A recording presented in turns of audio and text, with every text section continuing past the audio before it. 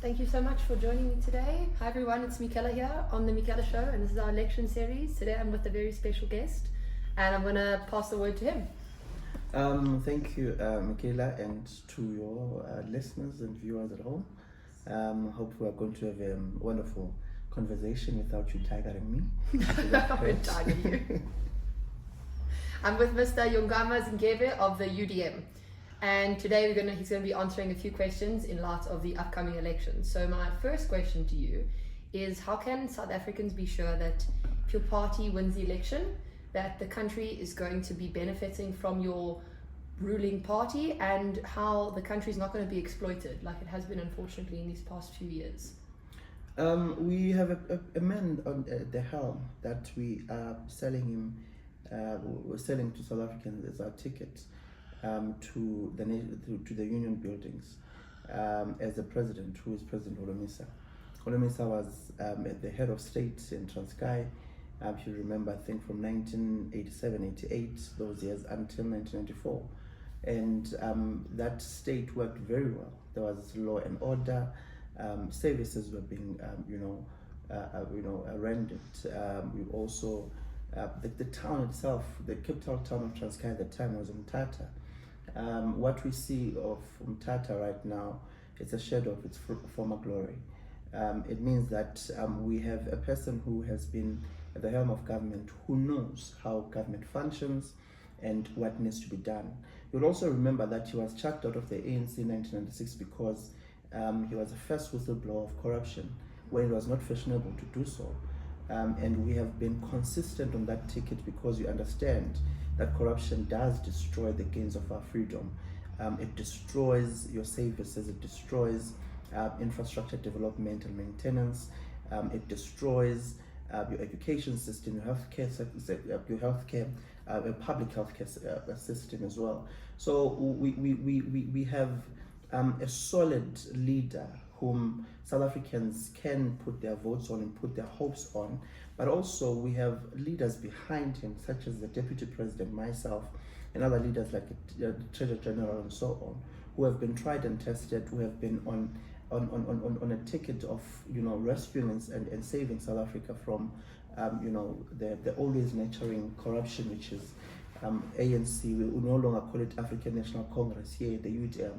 We call them always nurturing corruption because they are nurturing it. It's in their DNA. So I would like to say to South Africans that they can trust the UDM because we have somebody who's been experienced. Look at our Gauteng Premier candidate as well, Mthunzi Mdwaba, who has been in the ILO, working with different labor organizations and countries when it comes to the world of work and job creation. He's well versed in that, and he has great ideas on how to turn the tide around, not just for Gauteng, but for the country altogether, on how we are going to deal with the issues of unemployment and so on. Okay, thank you for all that information. My second question then is, I have three main issues that I've considered the most important problems in South Africa at the moment. And I'd like to know, what is the UDM going to do for these issues? And I would like to add that in the video and in the podcast, I am going to put the UDM's manifesto, where obviously there are more details and many more points. But how is the UDM going to fix, firstly, load shedding? What have you got systems in place? What are you planning to do to help lessen the load shedding that's been occurring, or help ensure that South Africa doesn't experience it anymore? One would believe that load shedding is man-made, so that it fits a certain, people. The tendering system has caused a lot of troubles in South Africa. It is not a bad system per se, but it is used, wrongly, to benefit only the elite and their friends who are connected to them. First thing that you need to do, you need to get rid of corruption in South Africa altogether. Before you even think about how am I going to fix this, because if the scourge is still there, then it becomes a problem on how we are going to render these services and actually implement these solutions that you are saying to our people. These are the solutions, because for it to be at this stage, it means that monies were not going to the right direction when it comes to infrastructure maintenance. I said that in the beginning. There are no, even if they've built new power stations, but these power stations are not serviced well, and you get that there are no engineers on site to look after this. Also, their financial, how they deal with their financial systems, it becomes a problem. So that you need to put people in place who are going to make sure that all these atrocities and all these problems that are being faced by ESCOM, are dealt with first. And corruption is the first thing that you need to do. And how you deal with it, you start at the top and you prosecute those who have been found and wanting when it comes to corruption. Because in our manifesto, we are saying that we are going to open special courts that are going to fast track the process of prosecuting those who are found wanting when it comes to corruption, and that's the first thing that we need to do. Then we look at also the budget allocation around ESCOM. How much is it budgeted? How much is it making, per annum and so on? Can we, with the funds that we have, fix what we need to fix, which is infrastructure development and infrastructure maintenance, upskilling the staff, and getting well experienced engineers on board. And then think about the private partnerships, public-private partnerships, because we need to get more people out of the grid of ESCOM by getting people who are creators of more energy, who can create other energy sources, and then you plug those people into those sources. Then ESCOM can be able to carry the load of South Africa, because you would remember that ESCOM was not meant to carry the entire country. Remember, it was just South Africa at the time, and there were homelands there and there. But now, the entire country itself, now it's integrated. It depends only on this one, and infrastructure that was not built for it. So you need to build more of that. But how you build more of that with the economy that we have, the government would say that we do not have money to build more power stations. But now, give it to independent power producers to produce and take out people off the grid of ESCOM, so that you lessen the burden that is carried by ESCOM. Okay. Yes, thank you. Thank you for all that information. It's very interesting how your party, obviously their main slogan, and I've seen also in the advertising, it is to remove corruption. And just a question though, this concept of prosecuting the corrupt high-level individuals, has this always been a UDM idea, or has it been a recently developed idea? It has always been the UDM's idea, because, but remember that when President Holomisa was a whistleblower, he whistleblowed on a minister at the time, which was Stella Stow, with his connections at the time in Transkei, whereby they got 2 million and ministers got 50 million and not 50,000, something like that. And it was a top, official. top official, because we believe that if you start at the head, then by the time you get to the tail, the entire thing it's gone. It's lessened. It's lessened. And because if you start at the tail, the head already produces other, and it can kind of grow. It kind of grows, but you need to start at the head, because if you don't, we've seen that on the news that somebody's been a municipal manager or a municipal what, all good and well. But what about the ministers who are implicated into these things? Are they being prosecuted? Are they going to the courts, or it's just in the Zondo Commission's report and it ends there? It is gathering dust right now in union buildings and also in Parliament, that report, and there's nothing that the NPA is doing anything about it. What about those things? So our target is to saying that to the NPA, right, we've got so and so and so in this, implement, the Zondo Commission's report, so that we get the top of the brass. And you name and shame these individuals. Indeed, because we need to name and shame them. They need to be known, they need to be prosecuted, and they need to be jailed. And that's how we are going to deal with corruption, because we can't deal with corruption of a traffic cop if the Minister of Police or the head of the traffic cops is the one who's corrupt, who's making sure that these people go and collect 50 rands and they give him 40 rands and left with 10 rands. So it starts there.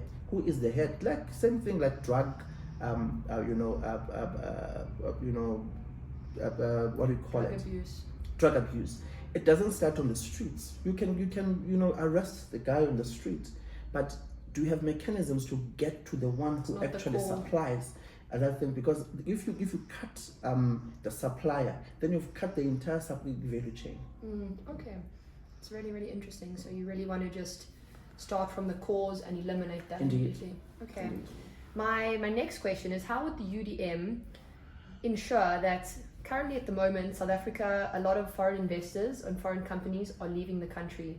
And we know that foreign companies, obviously, to be a company that a company would like to invest in, you need to have stable policies and so on, and a strong, stable government. How would the UDM attract future foreign direct investment or foreign companies, or invite further foreign companies to come in and invest in South Africa, a country with so much potential? One will go back. I think our slogan says it all. The slogan is very powerful, very unique. You know, deal with corruption. Secondly, there must be law and order. In order, because no one wants to invest where they know that their money will be embezzled. No one will invest whereby they know that even if there's no corruption, but there's no law and order. Crime is an issue in South Africa, and a huge one. They know that their employees might not come to work because they're murdered or they're afraid, and so on. So you need to deal with the crime issue, and also you need to deal with infrastructure development, because without infrastructure development and maintenance, how is it that your country will be attractive to foreign investors, or not just even foreign investors, but even domestic investors? We have people domestically who would like to invest in certain areas of our economy, but they like, why should I go and invest in Port St. John's? I know there are beautiful beaches and so on. I can put up a structure there and have a lodge, whatever the case might be, but I can't do it because there's no law and order. The infrastructure, the roads are terrible to travel up to these areas. So you need to fix that, and then once you fix that, and it's seamless for investors to come, they can drive in our roads, they can fly. Also, tighten our borders. The laws of our borders, it can't be people just come in and go as they please in South Africa, whether through, because there's something that other political parties say, such as the EFF, I'm going to mention them, saying that we should demolish the borders and not enforce it. But how do you do that when other African countries are tightening their own ships, the ones that we're advocating for in this particular country? We cannot be Father Christmas of the continent. We need to start with our people. We need to upskill our people, and before we can even think, okay, what is happening in Zim? Like, for instance, Zimbabwe right now, a couple of months ago, announced that certain sectors of the economy will only belong to Zimbabweans. Same thing that Ghana did and other African countries. But as South Africans, we must be a free-for-all. It can't be. So we're saying as a UDM, tighten the borders. We cannot be having porous borders, and so on. But also have international relations, if I can call it, for lack of a better, I forgot this other word that they use very much, with these other countries, whereby we must not only tighten it, because if they don't tighten their own, then we are going to have a problem on this side. So they need to tighten it, and we need to work and work together in that, especially in the SADC region. Also look at areas of development in other countries, so that people do not flock to South Africa for opportunities. They know that the same opportunities they are looking for in this country are in their countries, because that's the state that we are having currently in South Africa. People are flocking here because they're looking for opportunities that they cannot find, and it's not like they are unable to create those opportunities in those countries. So you need to strengthen these areas, and also your economy must be very conducive, for investors to want to put their money in it. But in this current economy, no one wants, because they know they're going to lose it. Your unemployment rate is skyrocketing. Your public health sector system is not working. Your government systems, your home affairs are just, so it's a free for all. We're Father Christmas of criminals and corruption and so on. So we are not attractive. In fact, I do not know where, because I read that we were ranked very low in corruption index and crime and so on, and that is not good for any country, especially with a 30-year democracy like ours to be. And South Africa is a very beautiful country. It has opportunities for investment, People can come and do a lot in this country, but we need to change the leadership, and we need to really, really clamp on corruption. Thank you. And my last question for today, it's quite a hot topic at the moment because it came into law yesterday, and I'd like to know what the UDM thinks of the NHI Bill, the National Health Insurance Bill, and what their approach to this new implementation is. For us, I issued out it was a response to a journalist yesterday. I just want to read it out so that I do not shortchange myself on this one. It's a very hot topic that you need to be very correct when you're doing it. But we believe that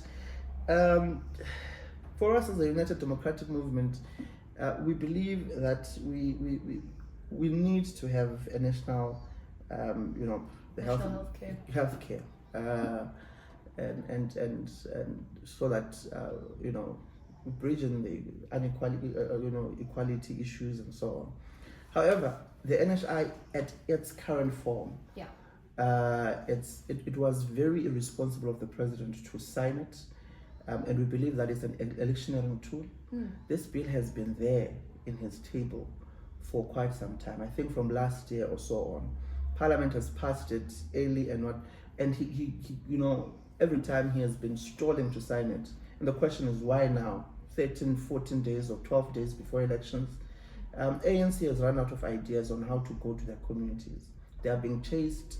I feel so sadly for their volunteers, because they're the ones who are carrying the burden of being chased, of being insulted by people who are tired of the ANC's lies.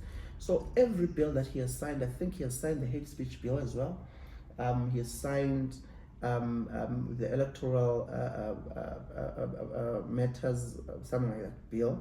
He signed a lot of bills in just a short period of time. I think 4 or 5 days. Why is his pen carried? Suddenly. It seems like a bit panicked. It has an ink. When he was in Parliament, it was like, here's a bill. I need a pen. He's been needing a pen since. And suddenly, 10 days before elections, he's signing everything. And he's signing everything. So it's an electioneering tool. They're trying to say to the majority of South Africans, which is black and marginalized and still poor, that right now you can go to any hospital, private also, and you are going to get help. It's not going to happen like that. That's what they're not telling our people, because it's not just a signed bill and tomorrow it gets implemented. Right now, other political parties are taking the bill, and civic society and even the private sector is taking the bill to court. It's going to be in court for many years. So it was very irresponsible for him. What we are saying as a UDM, let me read it out. We're saying that we need to look at South Africa's budget capacity to absorb the NHI. Do we have that budget? They've always been saying that there's no money in the country and whatnot for, and suddenly they can, the budget, they can fund it. And secondly, we say the capacity of healthcare system to endure implementation pressures. Remember that the public healthcare system right now, if you go to each and every hospital and clinic, right, the majority of people who are there, I don't want to sound xenophobic, but they are, illegal immigrants.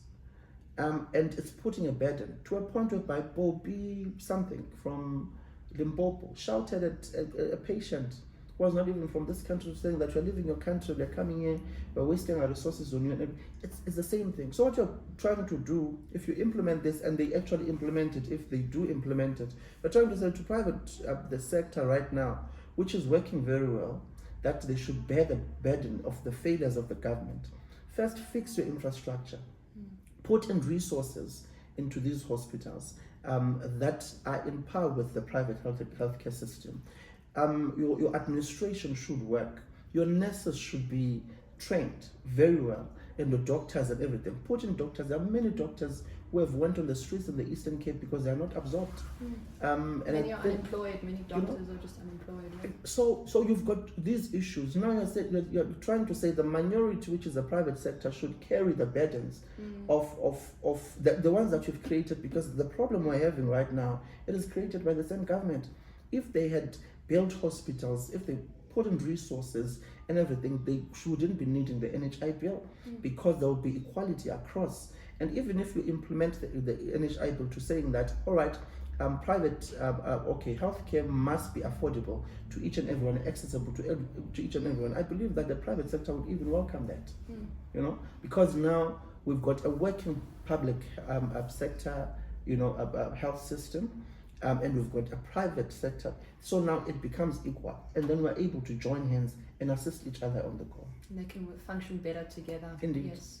Okay. So now I can't expect to carry my burdens because I failed.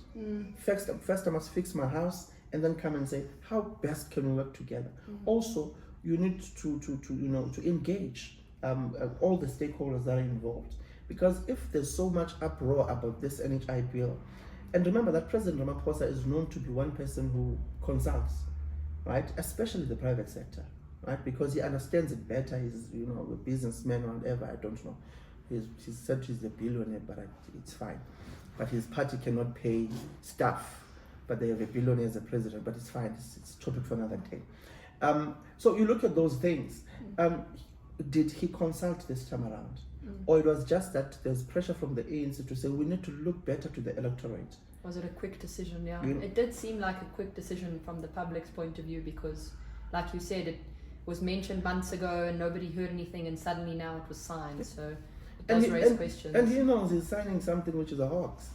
That is not going to go anywhere. We're just selling dreams to our people, and they're going to buy it because the ANC has been lying to them for 30 years now, and people have been buying. I just hope this time around our electorate has awoken, and young people would actually stand up, because they're the larger populace which have registered to vote, to go out and vote the always natural corruption out. Well, the aim of this series is to encourage people to vote and learn more about all the different political parties that are at their disposition. So thank you very much for taking the time to speak to me, and good luck to the UDM for the upcoming elections. And thank you for trying to better South Africa. Myself as a South African citizen, I really, really appreciate it. Thank you very much, Michela, and thank you to your viewers. Lastly, I'd like to say, South Africans, let's go out and vote. 27 million plus of us who have registered to vote. Let's go out and vote. We cannot continue like this. We are at a crossroads. And we need to put our checks and balances in place. Young people, I know that they are not thinking about voting. Others I've met, they're not going to vote, but they're registered. I appreciate the fact that they thought it's important to register, but now taking the decision to go and vote, it's important. It's important not just for us today, but for generations to come. We need to rebuild this country. And we can't rebuild it with a one-party state dominance that is currently here, because the arrogance of the ANC is because they've got numbers in parliament. They can put aside Pala report as and when they please. They can protect each other as and when they please, because they've got the numbers. And most people would ask, what are opposition doing? We are doing exactly the great work. I think the opposition of the country has been the best throughout, especially in this particular two terms, the Zuma term and this particular term. It has been outstanding. The unity within the opposition, taking things to court and winning those cases, and really working together. It shows that if we put our minds together on one thing, as South Africans, we can achieve more than we think. So I encourage everyone to give a chance to opposition political parties, give a chance to the United Democratic Movement. There's me as the young Secretary General, and I'm the fourth on the national list going to Parliament.